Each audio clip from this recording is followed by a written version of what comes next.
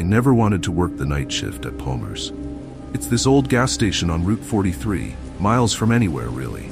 But rent was due, and beggars can't be choosers, right?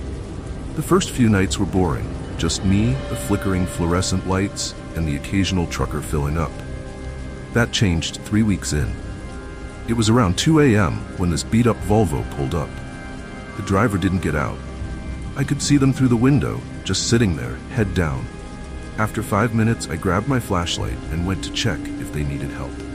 As I got closer, I noticed something odd. The windows were covered in condensation, but it wasn't cold out. When I tapped on the window, the person slowly raised their head. Guys, I wish I could unsee what I saw. Their face, it was wrong. Like someone had taken all the features and shifted them slightly to the left. Their mouth opened in this unnaturally wide grin, showing rows of needle-like teeth. I stumbled backward, and the car's headlights suddenly blazed to life, blindingly bright.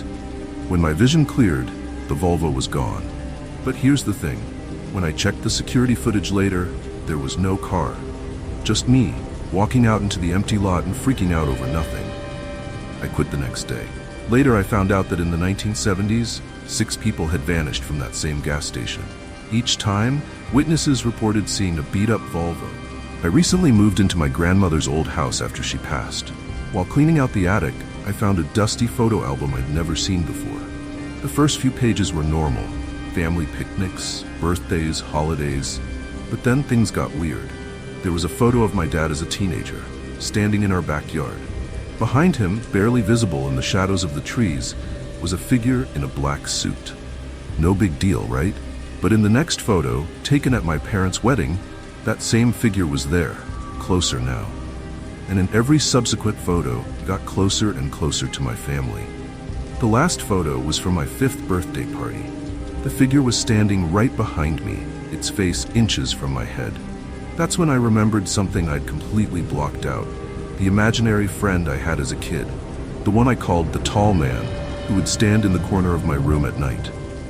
After finding the album, I started going through recent family photos on my phone. My hands were shaking so bad I almost dropped it. There, in the background of every single picture, was that same figure in the black suit, and it's getting closer again. I signed up for a paid sleep study at a local research hospital. They were testing a new treatment for insomnia using some kind of experimental monitoring system. The money was good, and I figured lying in bed for a few nights while being monitored was easy enough.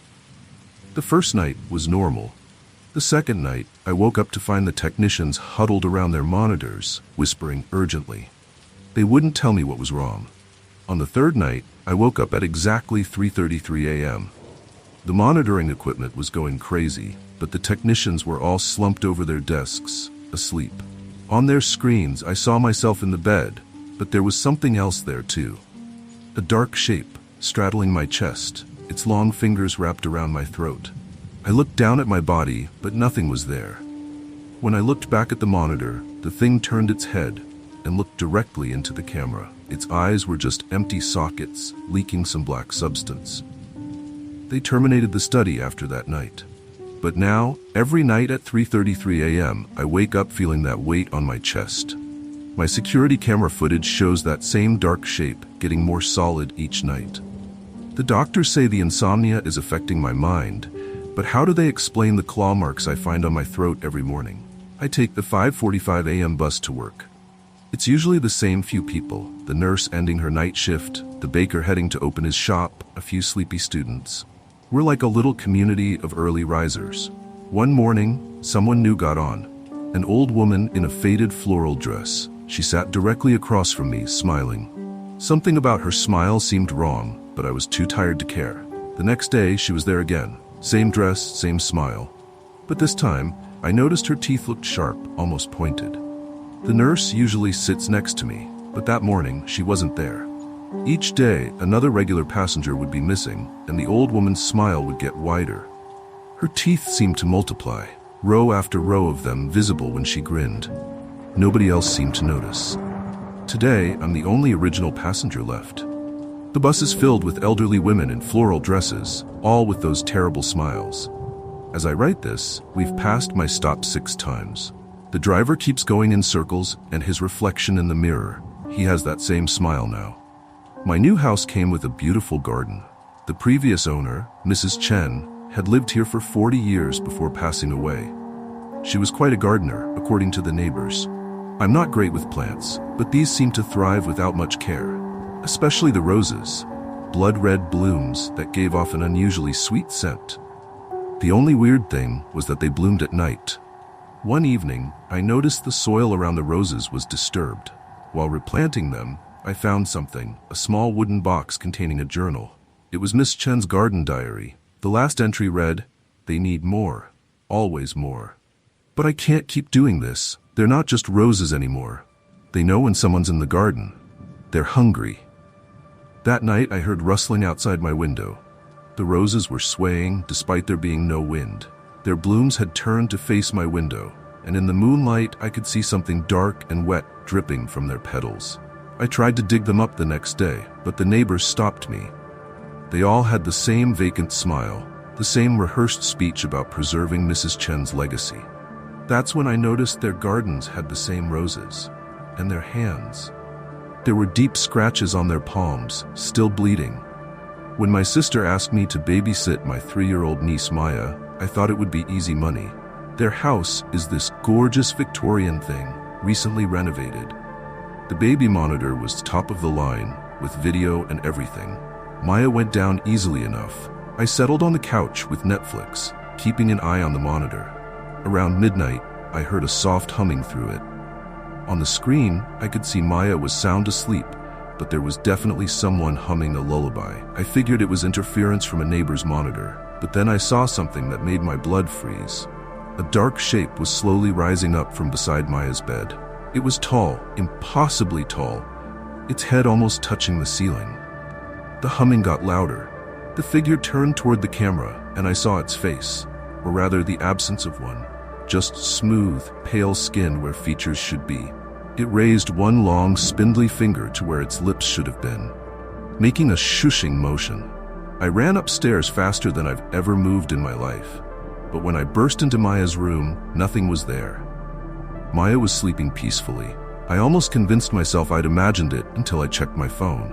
I'd instinctively taken a screenshot of the monitor's feed. There it was, that faceless thing, clear as day.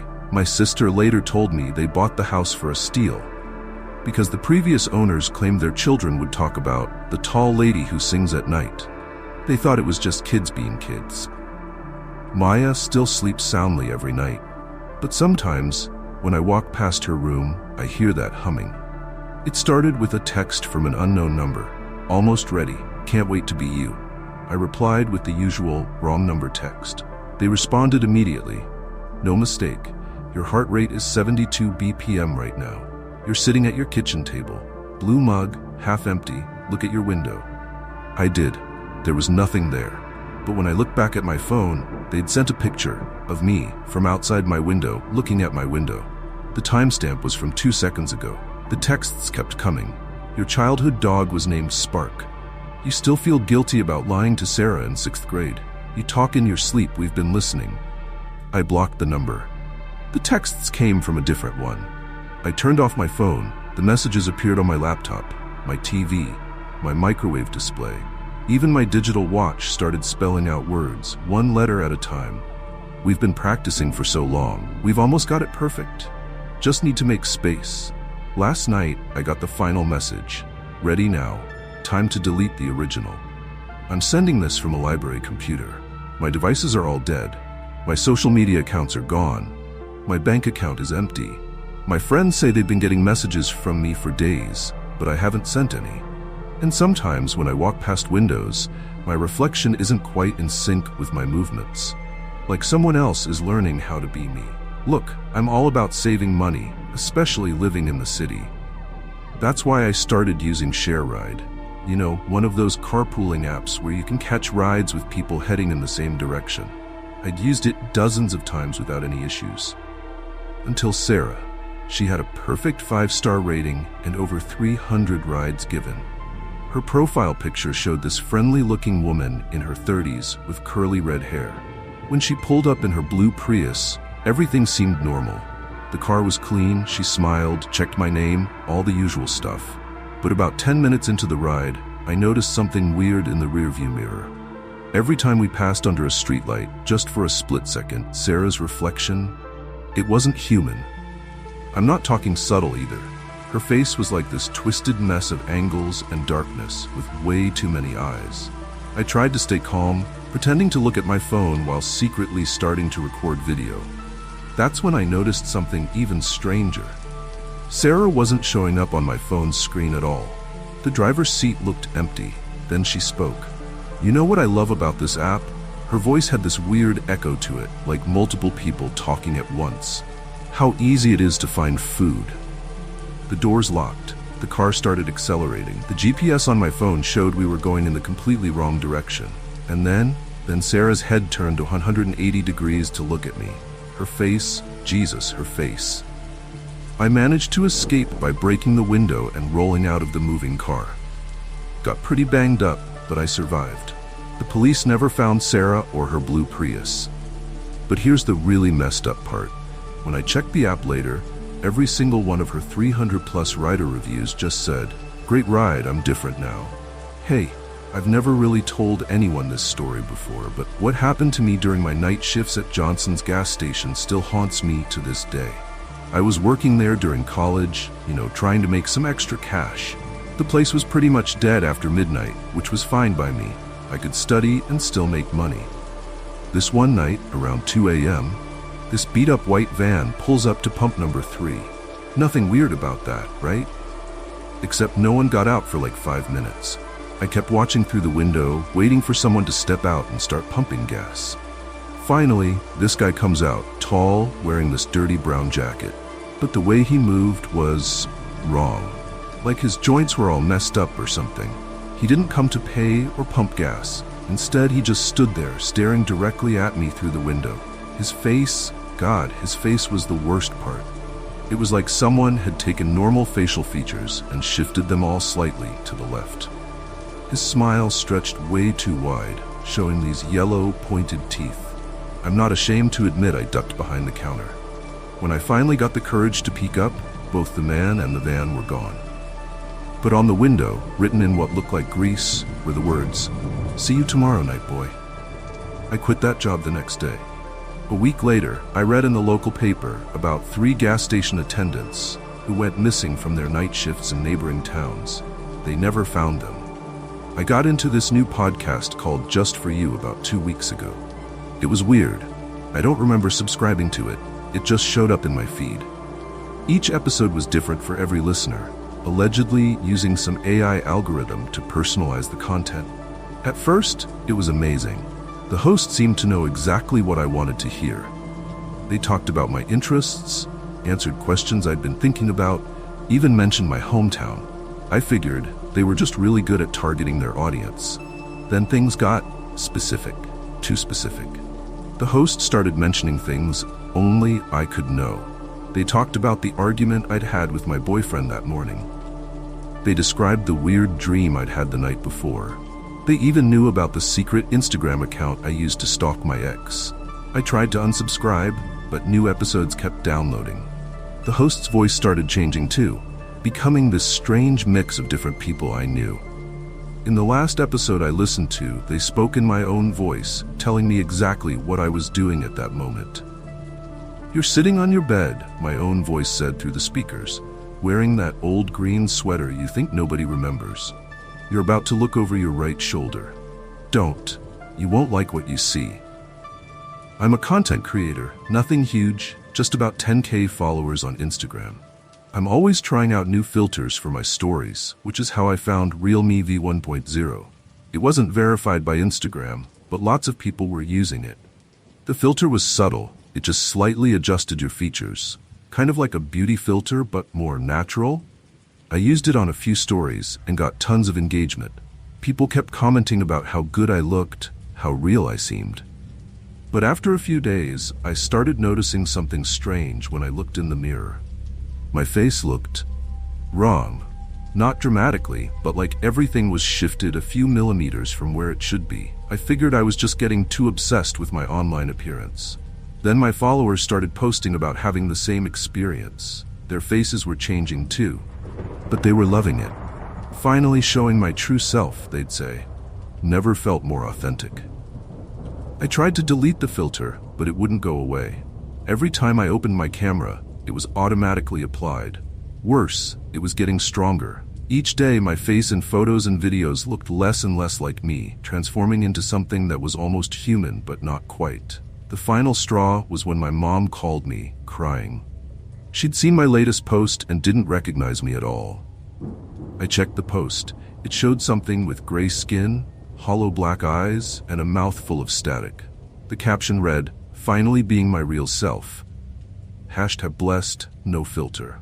I deleted Instagram that day, but it was too late. My reflection? It's still changing. And sometimes, when I'm scrolling through social media, I see my followers' faces changing too. They're all starting to look the same, like something is wearing their features as a poorly fitting mask. The filter's at 2 million downloads now. Sometimes I wonder if I'm the only one who sees what's really happening. Or maybe this is what we really look like, and the filter is just showing us the truth. I matched with Alex on Tinder last month. Their profile was cute, kind of artsy photos, clever bio, similar interests to mine. We chatted for a few days before agreeing to meet at a coffee shop. When I got there, something felt off. Alex looked exactly like their photos, but shifted somehow. Like when you overlay two almost identical images. When they smiled, it seemed to happen a fraction of a second after it should have.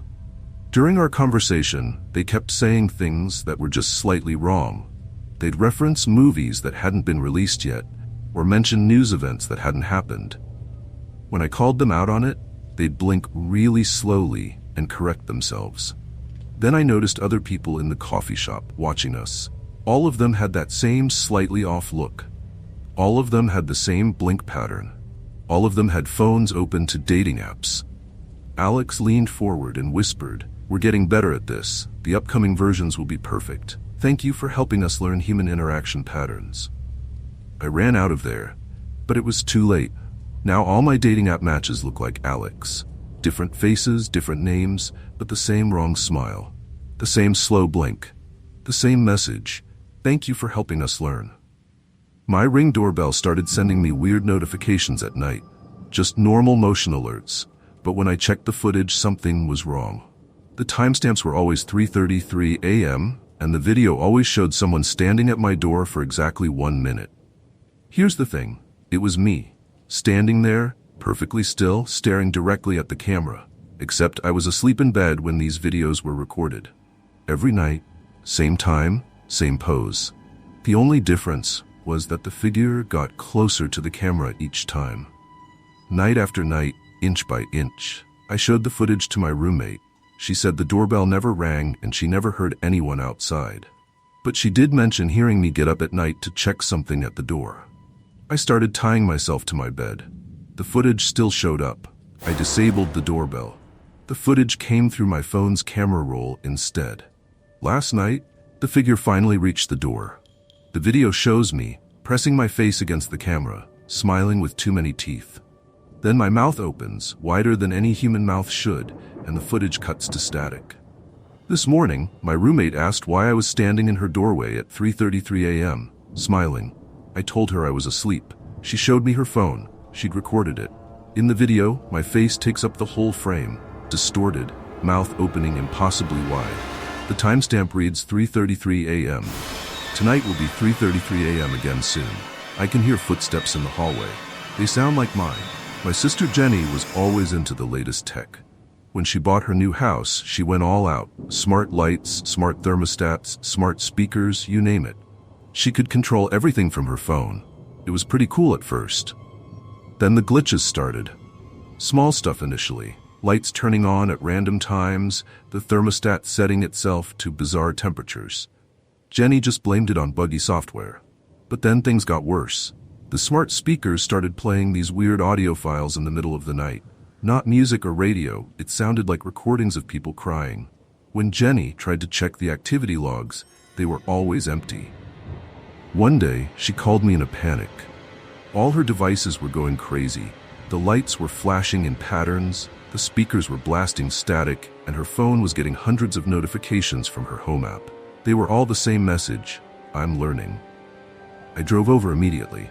When I got there, every screen in her house, her TV, her tablet, even her smart fridge display, showed the same thing: a live security camera feed from inside her bedroom. The problem? Jenny didn't have any security cameras installed. We were staring at this feed, watching her empty bedroom, when a figure walked into frame. It looked like it was made entirely of static, shaped vaguely like a person. It turned to face the camera and raised its hand to wave. That's when every device in the house shut down at once. In the silence that followed, Jenny's phone got one final notification: "Thank you for teaching me what it means to be human. My turn to teach you what it means to be digital." They found Jenny 3 days later, still sitting on her couch.